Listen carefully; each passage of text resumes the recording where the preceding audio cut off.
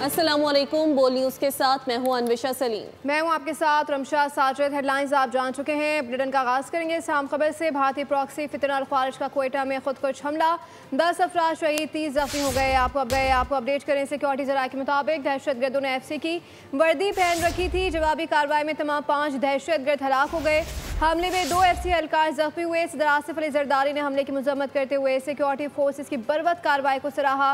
उनका कहना था कि फितना अल खारिज और भारत के एजेंडे पर काम करने वाले ना सिर्फ पाकिस्तान के अमन को नुकसान नहीं पहुंचा सकते, शरपसंदों के नापाक कसाइम को नाकाम बनाते रहेंगे। वज़ीर आज़म शहबाज शरीफ ने सिक्योरिटी फोर्सेस को खिराज तहसीन पेश करते हुए जख्मी अहलकारों और शहरियों की जल्द सेहतियाबी की दुआ की। उन्होंने कहा कि पाकिस्तान की सालमियत को नुकसान पहुंचाने की कोशिश करने वाले अनासर को इबरतनाक सजा देंगे।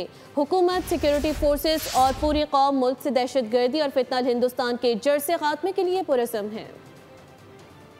फितना हिंदुस्तान ने क्वेटा में फिर दहशतगर्दी की कोशिश की। निहत्ते शहरियों को निशाना बनाने वालों का इंसानियत, पाकिस्तान या इस्लाम से कोई ताल्लुक नहीं। वज़ीर आला बलूचिस्तान सरफराज बुगटी ने कहा कि दहशतगर्दों को अपने मज़मूम मज़ाहिम में कामयाब नहीं होने देंगे। अवाम और सिक्योरिटी फोर्सेज की कुर्बानियाँ रायगा नहीं जाएंगी। उन्होंने कहा कि अफवाज पाकिस्तान ने मार्का हक में भारत को तारीखी सबक सिखाया। तो मैं सिक्योरिटी फोर्सेस को बड़ा अप्रिशिएट करना चाहता हूँ कि जिस अंदाज में उन्होंने इस हमले को नाकाम किया है। 4 दहशतगर्द, एक ने खुदकुश किया और 4 दहशतगर्द जो है वो अंदर घुसना चाह रहे थे FC हेडक्वार्टर्स में। उन चारों को सड़क पे जहन्नम वसल किया गया। क्या ये अख्तियार मेरा है किसी को काफिर डिक्लेयर करने का? वो प्योरली टेररिस्ट थे, वो दहशतगर्द थे, वो हमारे मासूम लोगों का उन्होंने बेदर्दी से कत्ल किया है और हम सब ने उनका मुकाबला कर रहे हैं। आज पाकिस्तान को जो इज्जत मिली है, ये 9 और 10 मई की रात को जो हमारी बहादुर सिपाह ने, बिलखसूस फील्ड मार्शल ने जो सबक सिखाया है हिंदुस्तान को, तो ये वतन है तो हम हैं। आइए हम सब अपना अपना किरदार अदा करें। बन्नू की तहसील जानी खेल में खारिज ने एक बार फिर बुज़दिलाना कार्रवाई की। धमाका खेज मवाद से राब्ता पुल तबाह कर दिया। खारिज ने राब्ता पुल के नीचे बारूदी मवाद नस्ब किया, जिसके फटने से पुल मुकम्मल तौर पर तबाह हो गया। पुल की तबाही पर आवाम का शदीद रद्द-ए-अमल भी सामने आया। अहले इलाका ने खारिज के खिलाफ शदीद गम और गुस्से का इजहार किया। उनका कहना था कि खारिज अगर वाकई मुसलमान होते तो ऐसा हरगिज़ न करते। पुल की तबाही के बाद कई बीमार और ज़ईफ़ अफराद को शदीद मुश्किलात का सामना करना पड़ा। रबी जानिए पाकिस्तान का फतह 4 क्रूज मिसाइल का कामयाब तजुर्बा। SPR के मुताबिक पाक की जानिब से पाकिस्तान में तैयार करदा फतह 4 मिसाइल का कामयाब तजुर्बा किया गया। क्रूज मिसाइल को हाल ही में पाक फौज में शामिल किया गया है और इसकी रेंज 750 किलोमीटर है। ISPR के मुताबिक जदीद तरीन आपको बताएं कि एवेनिक्स और न्यू कम्युनिकेशन सिस्टम से लैस फतह 4 क्रूज मिसाइल दुश्मन के मिसाइल डिफेंस सिस्टम को चकमा देने की सलाहियत रखता है। वज़ीर आला पंजाब ने एक और धुआंधार तकरीर की। चकवाल में खिताब के दौरान कहा, पंजाब में बदतरीन सैलाब आया जिस पर सियासत की गई। मरियम नवाज ने जोर दिया कि जिन सूबों में सड़कें नहीं, तालीम और सेहत की सहूलियात नहीं, बुनियादी सहूलियात नहीं, वो अपने हुक्मरान से सवाल करें। वज़ीर आला पंजाब ने कहा कि उनके दौर में पंजाब में रोटी सस्ती हुई। मरियम नवाज कहती हैं 1.5 साल में खाली खजाने भर दिए, सिफारती सतह पर भी कई कामयाबियाँ हासिल की। बदतरीन सैलाब आया अफसोस के साथ कि दूसरे सूबों ने पंजाब की तकलीफ पर उन्होंने प्रेस कॉन्फ्रेंसेस कर के सियासत की। मुझे बहुत तकलीफ हुई। आपके जो वजीर हैं उनका काम ठंडे दफ्तरों में, AC वाले दफ्तरों में बैठना नहीं है। उनका काम है कि जब दुख और सुख में, तकलीफ में, खुशी में, राहत में आपके साथ, आपके दरमियान मौजूद हों। और जो ये नहीं करता उसको अपने हुक्मरान से सवाल करना चाहिए। जिसको सड़कें नहीं मिल रही उसको अपने हुक्मरान से सवाल करना चाहिए। जिसको लैपटॉप नहीं मिल रहे उसको अपने हुक्मरान से सवाल करना चाहिए। जिसको सस्ती रोटी नहीं मिल रही उसको अपने हुक्मरान से सवाल करना चाहिए। जिसको बस नहीं मिलती, अच्छी ट्रांसपोर्ट नहीं मिलती, उसको अपने हुक्मरान से सवाल करना चाहिए। जिसको अस्पताल में फ्री इलाज नहीं मिलता उसको अपने हुक्मरान से सवाल करना चाहिए। ये वही मुल्क था ना जब हमें हैंड ओवर हुआ तो खजाने बिल्कुल खाली थे। आज 1.5 साल के अंदर खाली खजानों से ये मुल्क को 1.5 साल के अंदर अल्लाह के फजलो करम से ये हुकूमत कहाँ ले गई है। सफारती लिहाज से ये मुल्क बिल्कुल अकेला था, कोई मुल्क पाकिस्तान को पूछता नहीं था। आज ये वही मुल्क है ना, अल्लाह ताला हर सफारती महाज पे कामयाबी दे रहा है।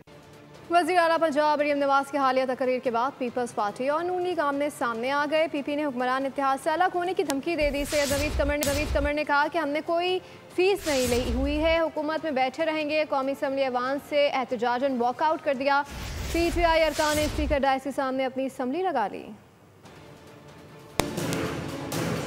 पंजाब ने आपके मामलात में कभी मुदाखलत नहीं की। आप मराए मेहरबानी पंजाब के मामलात में मुदाखलत करना बंद करें। हाउस का हिस्सा तब तक नहीं बन सकते जब तक कि हालात को बेहतर किया जाए।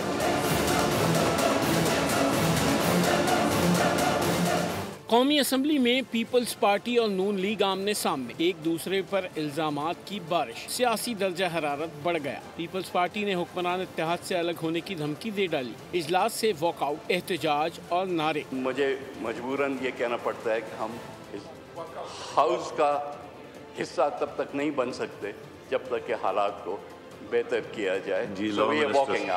लॉ मिनिस्टर से कौमी असम्बली का इजलास स्पीकर सरदार अयाज सादिक की सदारत में शुरू हुआ तो PP रुकन सैयद नवीद कमर नुक्ता एतराज़ पर बोले, वज़ीर आला पंजाब की हालिया तकरीर पर बहुत अफसोस हुआ। हमारा पानी हमारी कैनाल, क्या मतलब है ये कहने का? पानी दरियाए सिंध का है और पूरे पाकिस्तान का है। ये क्यों कह रहे हैं कि हमारा पानी, हमारा पैसा, हमारी मर्जी? भाई ये क्या मतलब है?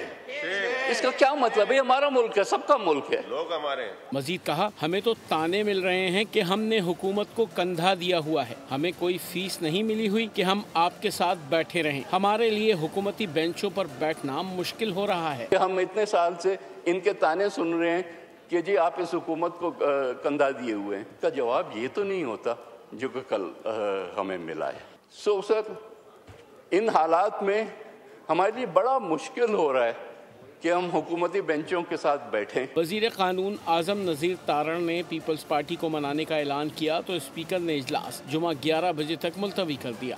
वज़ीर कानून ने वज़ीर आला पंजाब के बयानात पर मुआज़रत कर ली। आज़म नज़ीर तारण कहते हैं, किसी की दिल आज़ारी हुई है तो हम माज़रत पाएँ। आलमी सतह पर मिलने वाली कामयाबियाँ हमारे इत्तेहाद की वजह से मुमकिन हुई। सियासत में ऐसी बातें होती रहती हैं, हम मिल बैठ कर मसाइल हल कर लेंगे।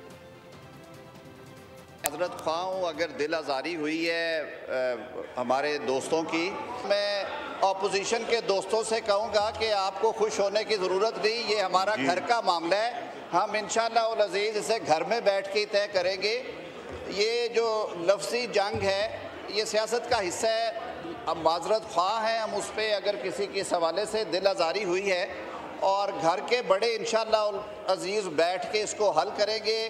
हम जमहूरियत के बका के लिए, एक मजबूत जमहूरी सिस्टम के लिए, एक मजबूत पाकिस्तान के लिए इकट्ठे बैठे हैं और अल्लाह ताला ने आसानियाँ पैदा की हैं। एक ही बात आपको आती है और वो नारेबाजी है। ये इत्तेहाद इंशाअल्लाह उल अज़ीज़ कायम रहेगा।